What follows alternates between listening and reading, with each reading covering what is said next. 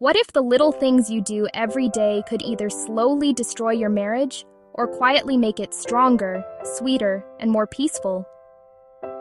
In many African homes, marriage is often spoken about as duty, respect, responsibility, and endurance.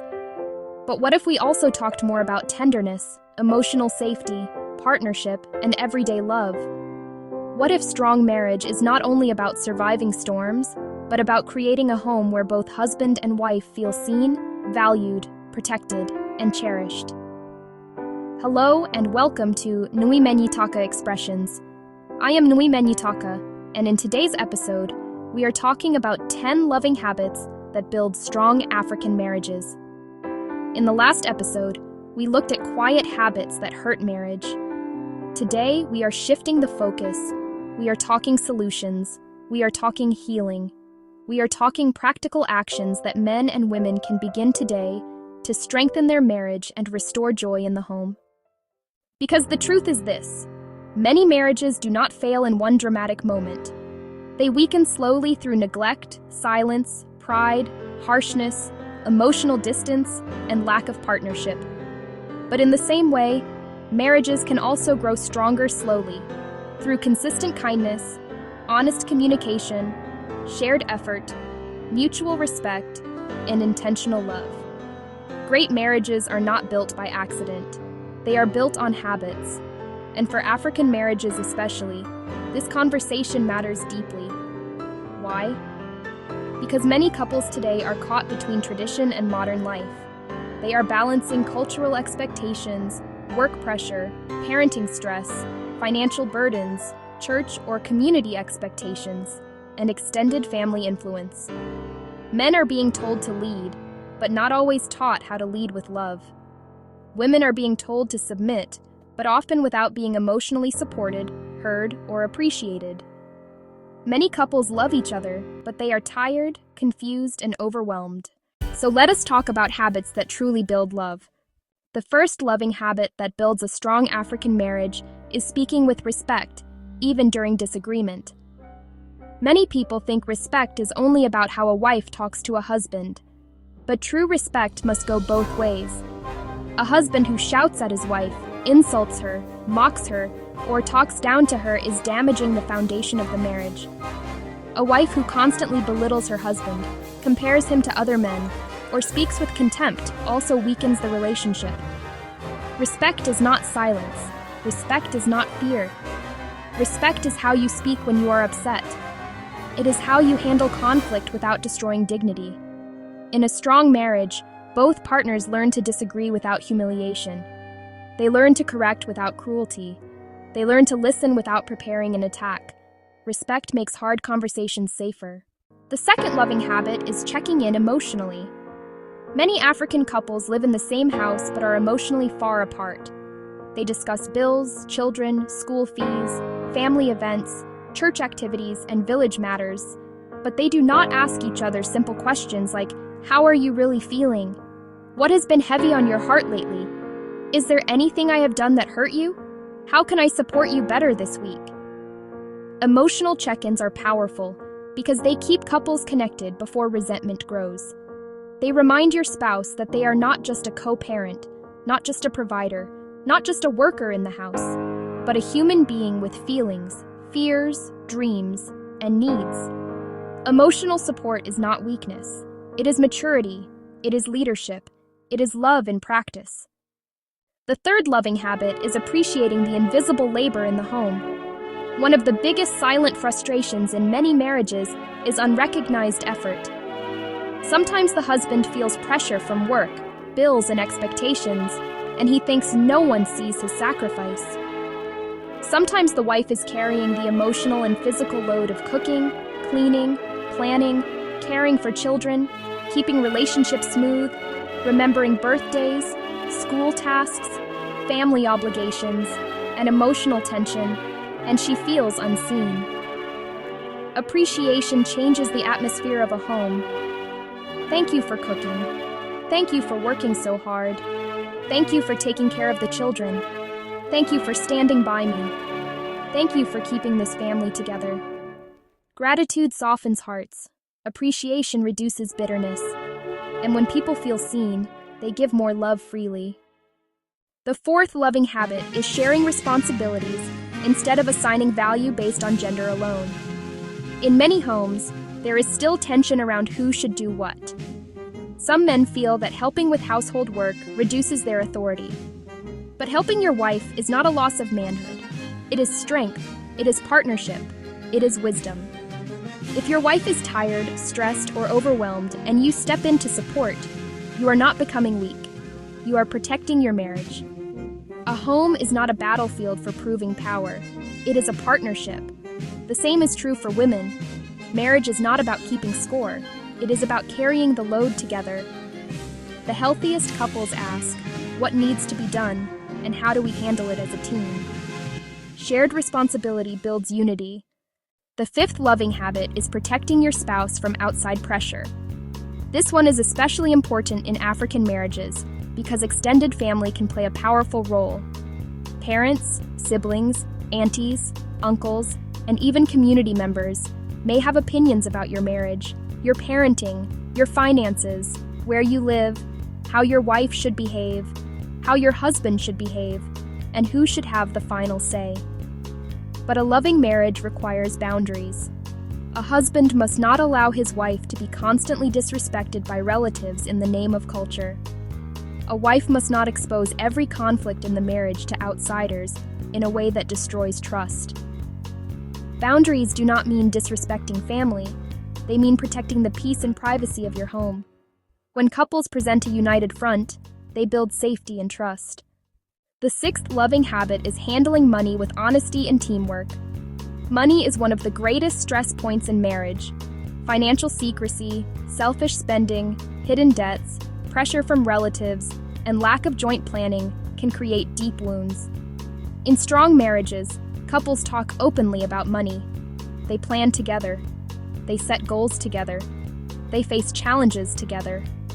This does not mean they must agree on every detail immediately, but it means they do not treat finances like a weapon. A husband should not control money in a way that humiliates his wife. A wife should not spend recklessly and hide it. Financial intimacy is part of marital trust. When couples communicate honestly about money, they reduce fear and build partnership. The seventh loving habit is creating time for friendship.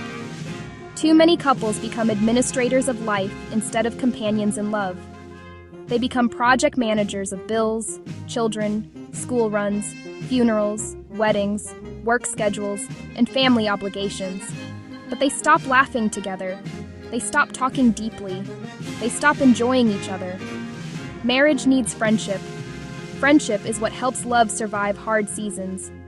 It is in the jokes, the small walks, the shared meals, the late-night conversations, the memories, the encouragement, the ability to be silly together, the habit of checking in, the decision to remain curious about each other. Your spouse should not only feel tolerated, they should feel liked. They should feel chosen again and again. The eighth loving habit is repairing quickly after conflict. Every marriage has conflict. The issue is not whether couples fight. The issue is whether they know how to recover. Some people stay angry for days.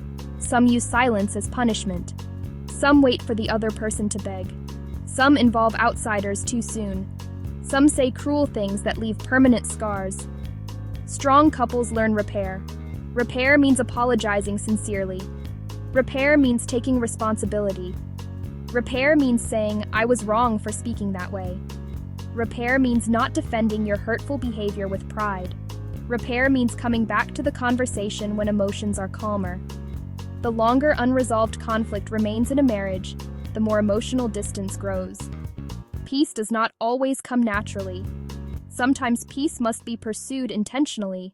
The ninth loving habit is honoring each other publicly and privately. How do you speak about your spouse in front of others? Do you embarrass them? Do you make jokes that expose their weaknesses? Do you complain about them constantly to friends or relatives? Or do you honor them with your words? Many spouses are dying emotionally from public disrespect. A husband who protects his wife's dignity in public builds security. A wife who speaks well of her husband builds confidence and trust. Honor does not mean pretending there are no issues. It means refusing to tear your spouse down in front of others. What you protect publicly, you strengthen privately. The 10th loving habit is making love a daily practice, not just a feeling. Many people enter marriage with powerful emotions, but feelings rise and fall. Real love must become action. Love is patience when your spouse is under pressure. Love is gentleness when correction is needed. Love is sacrifice when life is heavy. Love is choosing kindness after a long day. Love is staying faithful. Love is listening. Love is protecting peace. Love is growing together. Love is refusing to let ego become more important than connection. Marriage becomes beautiful not only because of passion, but because of daily intentional love. Now let us pause here for a moment and be honest. Building these habits is not always easy. Some people grew up in homes where men were distant and women were overburdened. Some people never saw healthy communication. Some people think dominance is leadership because that is what they were taught. Some women were taught to endure everything in silence. Some men were taught never to show vulnerability. Some couples are carrying wounds from childhood, betrayal, rejection, poverty, trauma, or disappointment. So yes, building a healthy marriage may require unlearning. It may require humility. It may require healing. It may require prayer. It may require counseling. It may require choosing a different path from what your parents modeled. But it is possible. African marriage can be beautiful. African homes can be full of peace, laughter, support, and deep companionship. Our traditions have strengths: family loyalty, commitment, endurance, spiritual grounding, community, and respect. But where culture becomes unfair, harsh, or harmful, it must be refined. Love must grow. Men must learn that authority without tenderness becomes oppression. Women must be empowered to speak with wisdom and dignity. Couples must learn that mutual care is not rebellion against culture. It is maturity. It is progress. It is the kind of love that creates strong children, peaceful homes, and healthier communities. A happy home blesses everyone around it. Children raised in emotionally healthy homes often grow with more confidence, better emotional regulation, and stronger models of respect. A wife who feels loved blossoms. A husband who feels respected and supported thrives. Marriage, when nurtured well, becomes not just a private relationship, but a source of strength for the next generation. So today, I want to challenge every married man and every married woman watching this. Do not just ask what your spouse is doing wrong. Ask yourself, what loving habit can I begin practicing more consistently? Can I speak more gently? Can I appreciate more openly? Can I listen more deeply? Can I apologize faster? Can I protect my spouse more intentionally? Can I become safer emotionally? Can I be more supportive? Can I choose teamwork instead of control? Do not wait for your spouse to become perfect before you begin. Healing often starts with one wise decision repeated consistently. If this message touched you, let it not end as just another video you watched online. Let it become a conversation in your home. Sit down with your spouse. Watch together. Talk honestly. Pick 1 or 2 habits to work on this week. Not next year. Not when things get easier. This week. And if you are single and preparing for marriage, learn these lessons now. Do not wait until damage has already happened. Prepare your heart now. Build your character now. Learn how to love well now. Thank you for watching this episode on 10 loving habits that build strong African marriages. I am Nguimeni Taka, founder of Nguimeni Taka Expressions LLC, and my mission is to speak life, healing, wisdom, and transformation into our homes, marriages, and families. If this video blessed you, please like, share, subscribe, and leave a comment below. Tell me which loving habit stood out to you the most. And share this with a husband, wife, couple, brother, sister, pastor, or friend who needs this message. Let us build stronger homes. Let us raise healthier families. Let us make African marriages not places of silent suffering, but places of deep love, respect, partnership, and peace.